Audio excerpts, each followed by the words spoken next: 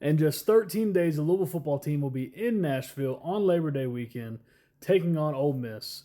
And today we are continuing my series where I break down the football team position by position, and we're almost done with the defense. Today we're going over the cornerbacks.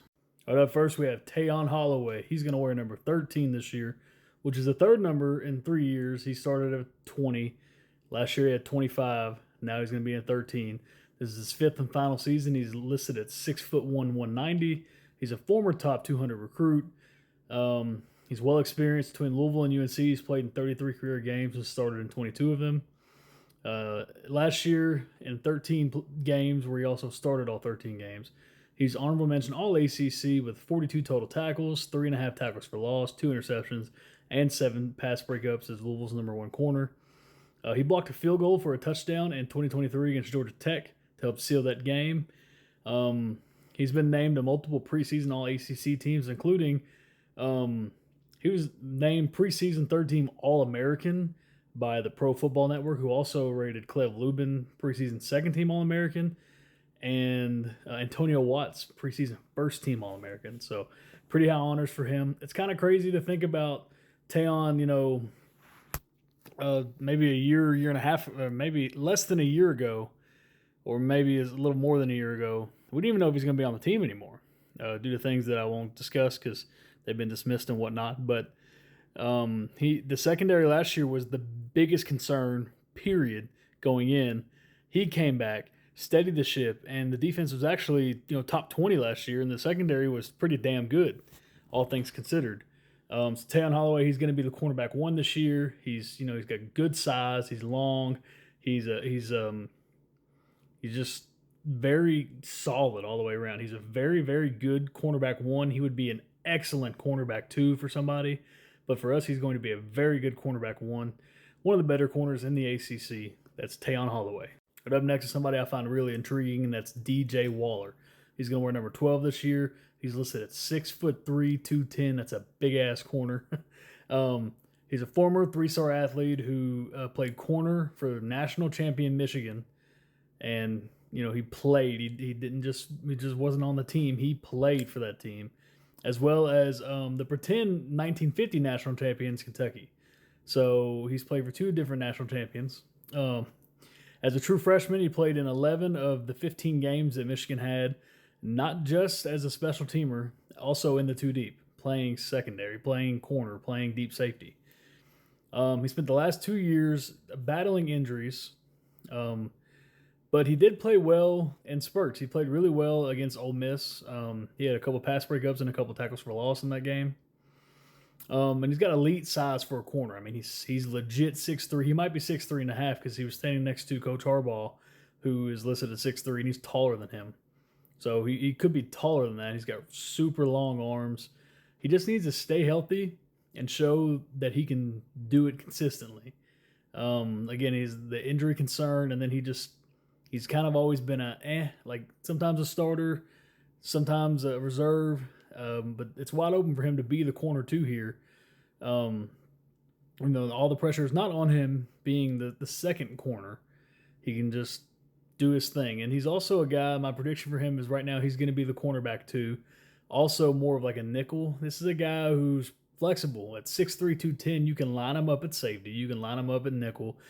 You could have packages where you can bring him off the edge, maybe potentially. He's long, he's wiry, he's athletic, he's fairly stout for his size. I'm really intrigued by DJ Waller, and I hope that he can put it all together and stay healthy and be a solid second corner. All right, next we have Jabari Mack going into his 5th and final season of college football. He's listed at 6'1", 190.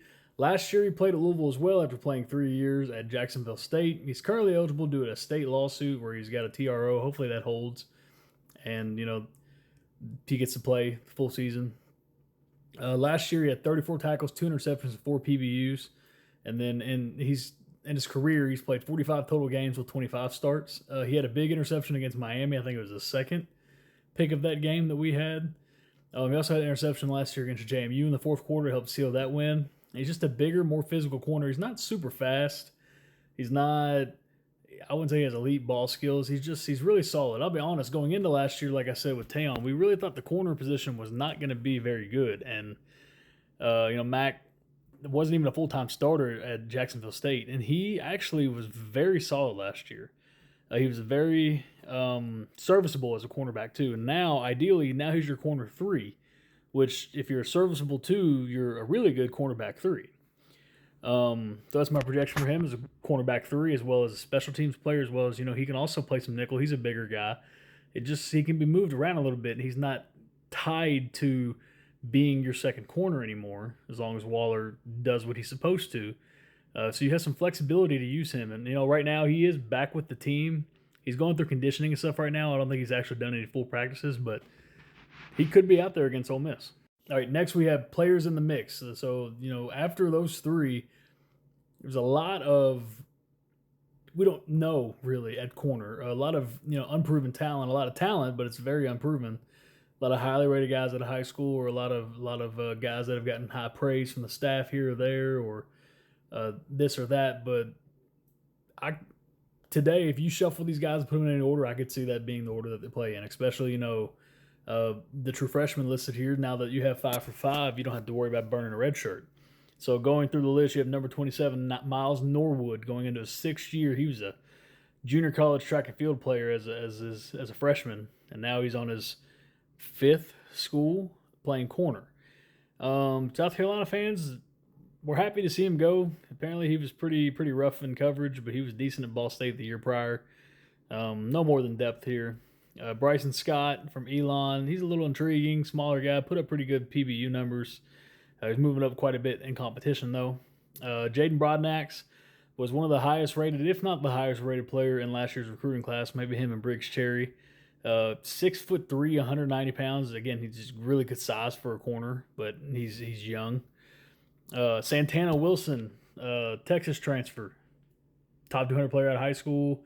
Has the pedigree. His dad played in the NFL, but got to see it. He was buried underneath an amazing depth chart at Texas, so this is his chance, maybe like Tayon a little bit, to show what he's got. And then Antonio Harris on the far right. He's a Louisville native. Not Kentucky, he's a Louisville native. And he showed some intriguing things on tape coming out of high school, and apparently he looked pretty decent in camp. So those are the 5 corners that, put them in any order, they could be next in line after those 3. All right, even with the uncertainty with Waller's health and the 5 guys behind this, so I had originally this position as a B, teetering on a B minus, because I was really concerned with depth. But adding Jabari Mack really clears up a lot of that for me. He's someone that's shown that you put him in the game, he can make plays. You put him in the game, and he's not going to get burnt. He's not going to get manhandled in the run game either. I really like the core 3 right here, especially if again Waller can stay healthy and just show what he's got for a full season.